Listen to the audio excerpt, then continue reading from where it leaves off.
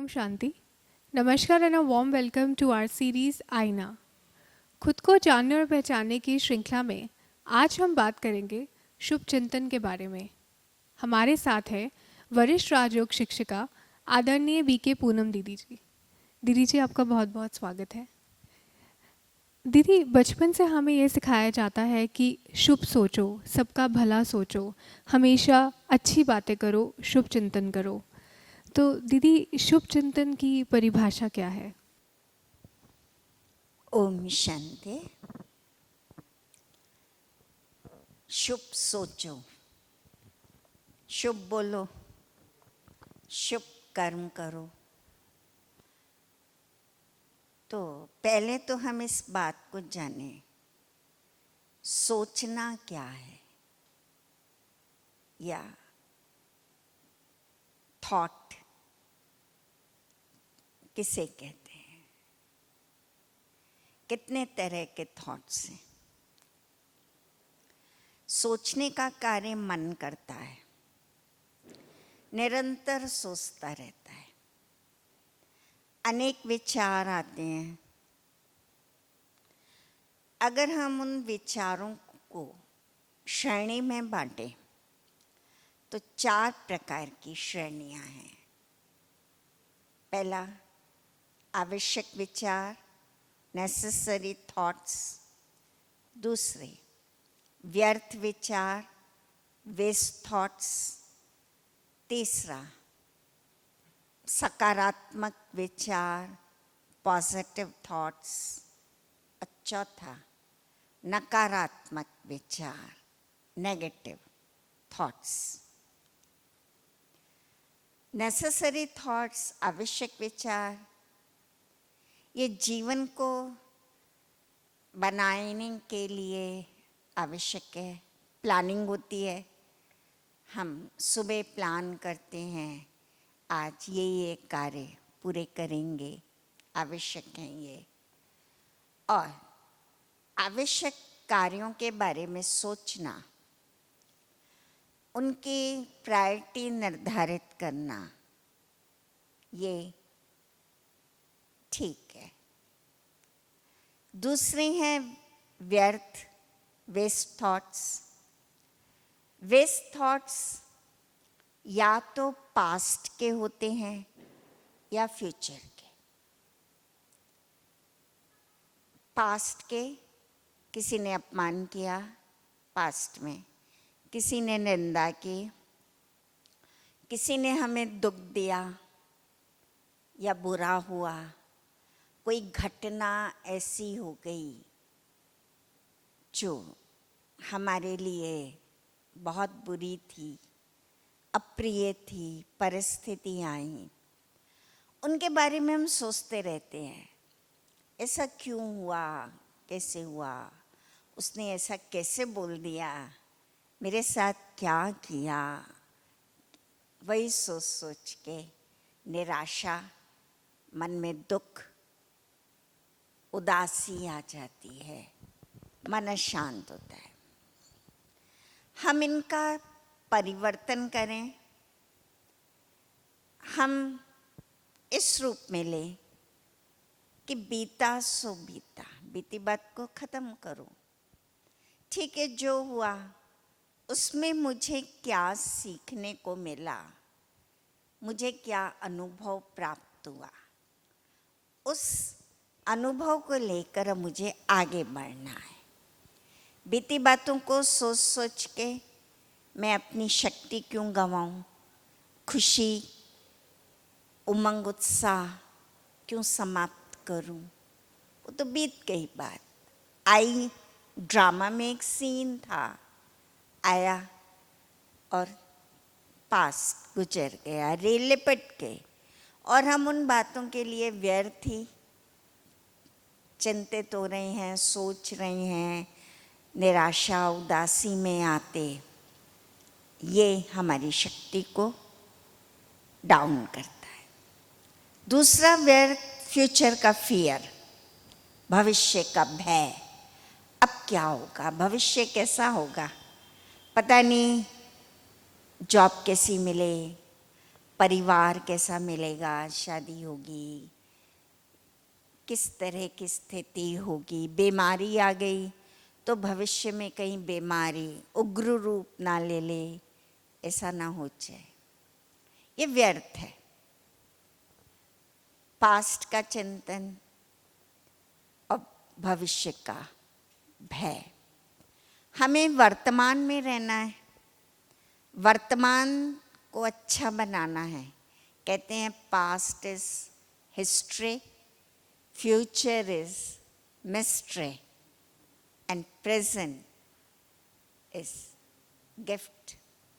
तो वर्तमान में रहो, मुझे जो करना है उसमें मैं पूरी ऊर्जा लगा दूं, पूरी एकाग्रता से करूं और वर्तमान को बेस्ट बनाओ।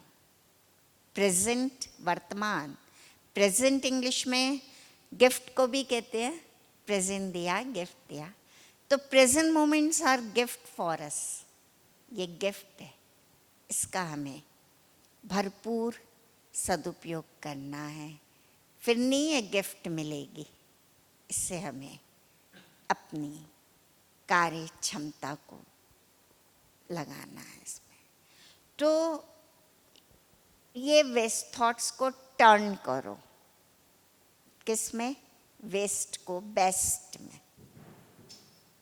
तीसरे हैं नेगेटिव थॉट्स, नकारात्मक विचार। ये बुराइयों के प्रभाव में होते हैं।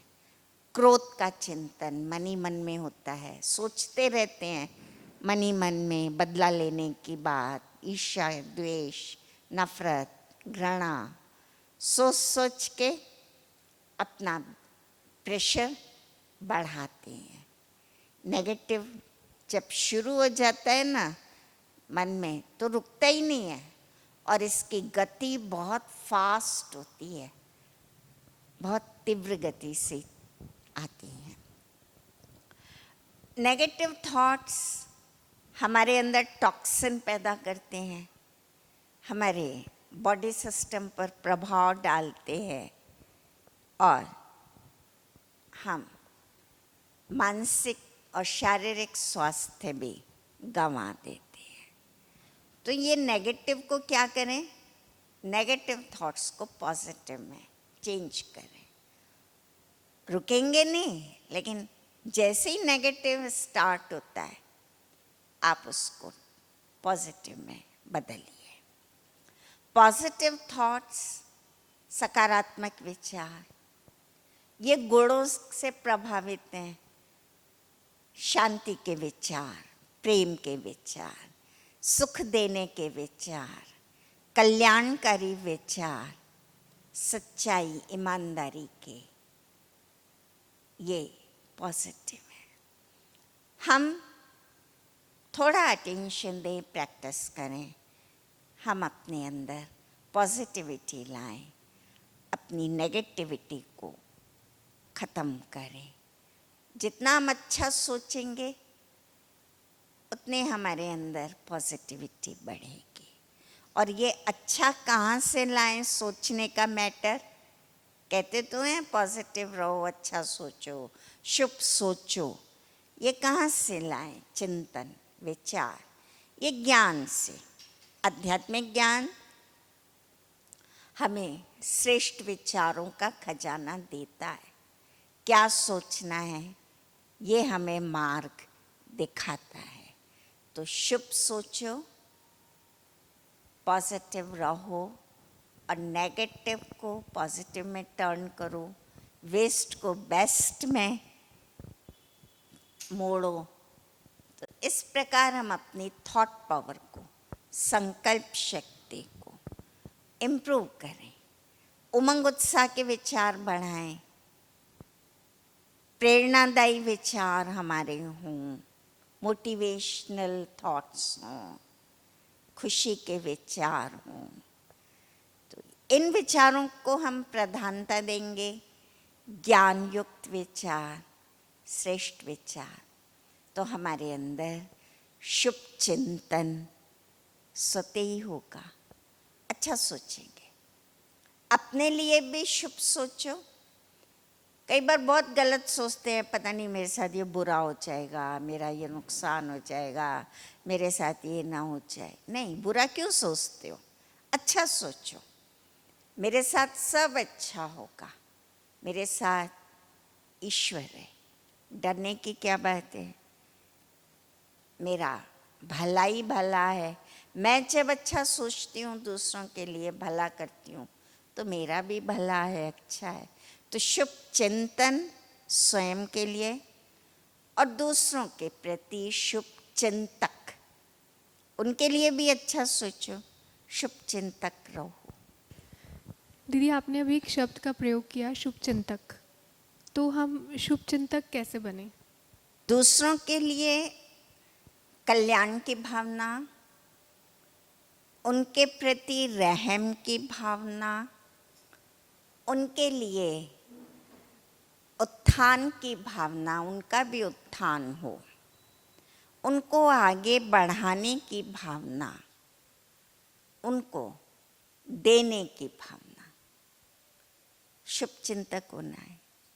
अगर हम कुछ गलत देखते हैं या हमारे साथ कुछ बुरा हुआ, तो हम उनके लिए शुभ चिंतक कैसे रहें? उस समय हमें पॉजिटिव रहना है। ये सोचें, इन्होंने गलत किया, ठीक है, इस समय ये बुराई के प्रभाव में आ गए, बादल आ गए बुराई के, लेकिन वैसे तो ये आत्मा श्रेष्ठ है, महान है, मेरे साथ इसका व्यवहार अच्छा रहा है, आज इसने कुछ ऐसा कर दिया तो मैं ज़्यादा वजन किसको दूंगी?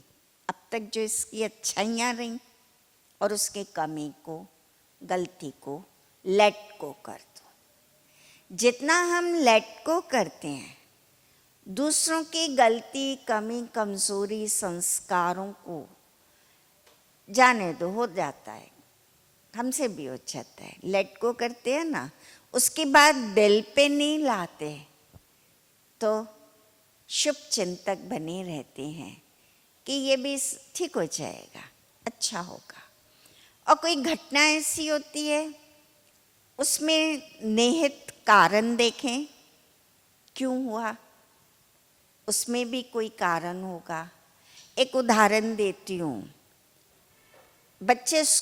छोटे बच्चे बस में बैठे थे और पिता भी था साथ में। बच्चे बस में बहुत हल्ला मचा रहे थे, शोर कर रहे थे। दूसरे यात्रियों ने कहा, इन बच्चों को पिता कुछ नहीं कहता है, इन पे कंट्रोल ही नहीं है, बच्चे इतना शोर मचा रहे हैं। तो उन्होंने उस पिता को जाके कहा, तुम इनको शांत करो, ये बच्चे बहुत शैतानी कर रहे हैं। तो पिता ने कहा, मैं इनको कैसे शांत करूं, मेरा खुद ही मन अशांत है, मैं खुद ही बहुत दुखी हूँ, मैं इनको क्या बोलूं। तो दूसरे यात्रियों ने पूछा, क्या हो गया आपके साथ ऐसा? बोला, अभी थोड़ी देर पहले खबर आई हॉस्पिटल में, इनकी माँ, उसने शरीर छोड़ दिया है। तो मैं तो उस दुख में डूबा हुआ हूँ। तो बाकी यात्रियों को फिर सहानुभूति जागृत हो गई। पहले उन्हें रोष था, पहले उन्हें क्रोध आ रहा था, लेकिन जब उन्होंने इस बात को सुना तो उनके मन में रहम भाव आया, उनके मन में बच्चों के लिए सहानुभूति पैदा हुई, बच्चों के लिए प्यार पैदा हुआ। तो उन्होंने सोचा, बच्चे भूखे होंगे, अब इनको कुछ खिला दिया जाए।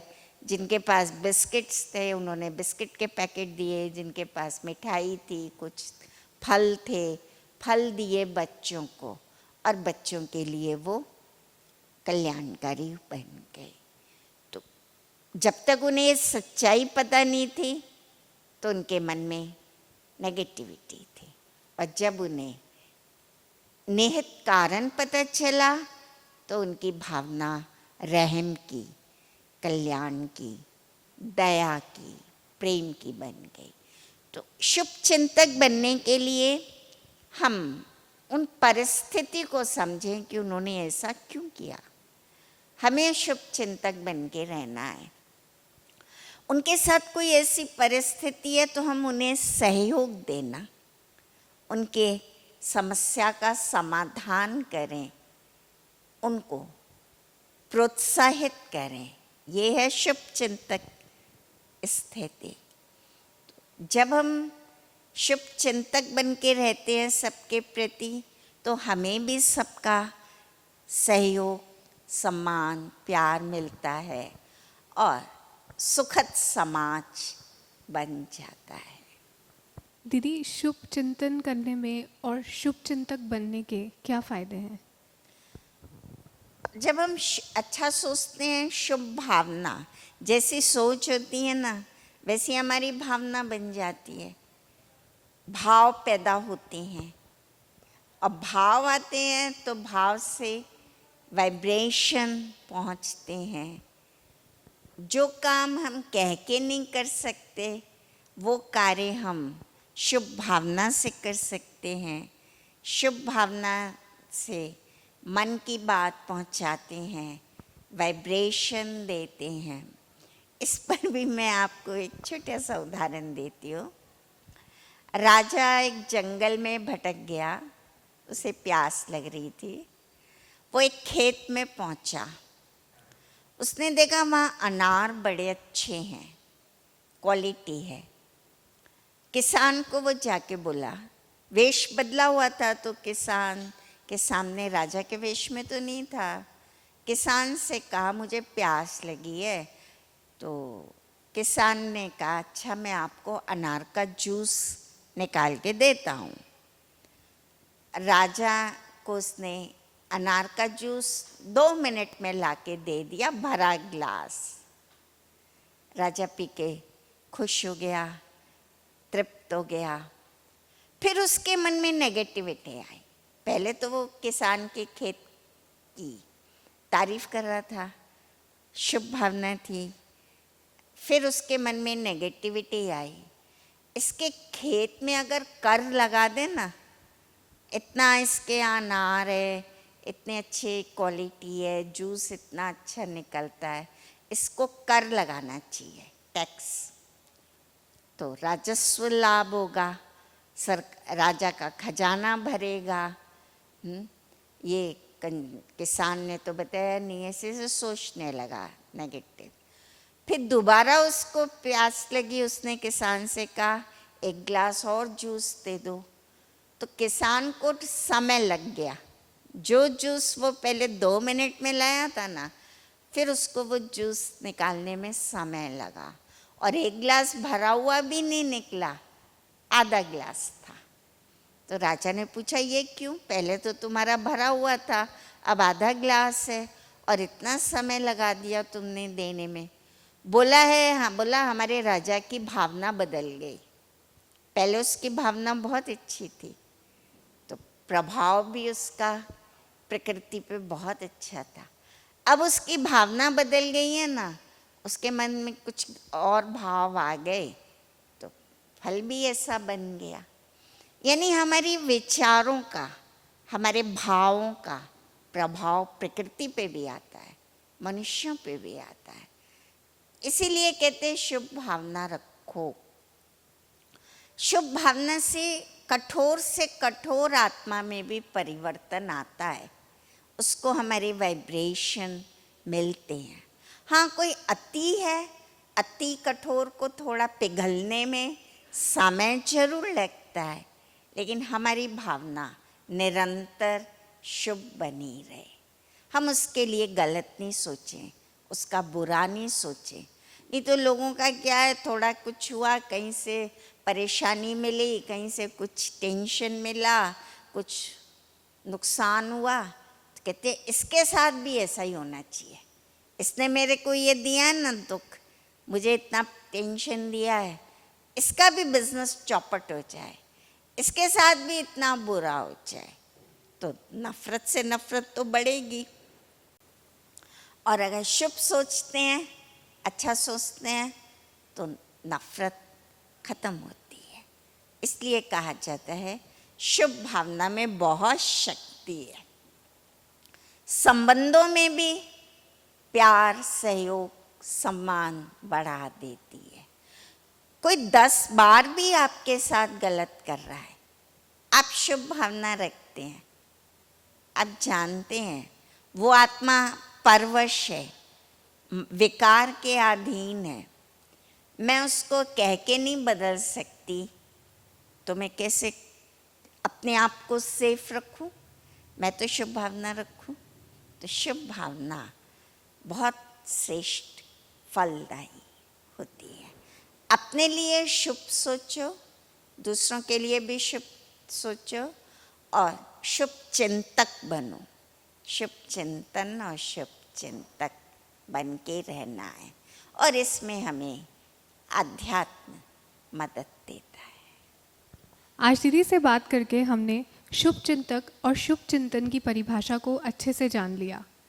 हमने ये जाना कि यदि हम शुभ चिंतक बनना चाहते हैं तो उसकी शुरुआत स्वयं से होगी।